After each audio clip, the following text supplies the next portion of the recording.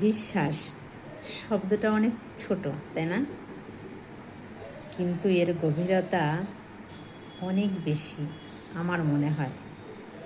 কেন বলো তো? এই বিশ্বাসের উপরই নির্ভর করে রয়েছে একটা সম্পর্কের ভাঙা গড়া,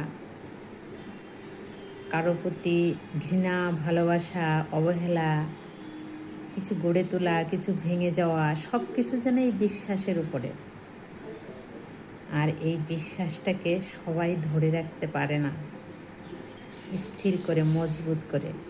এই বিশ্বাসকে ধরে রাখতে হলে জীবনে অনেকটা স্ট্রং হতে হয়, সবাই যেটা পারে না। কাচের মতো এই বিশ্বাসটা একবার যদি ভেঙে যায় সেটা আর জোড়া লাগে না।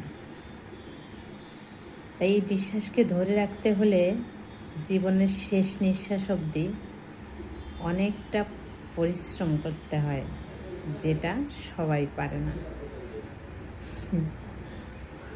কথাগুলো ভুল বললাম না তো? কমেন্টে জানিও।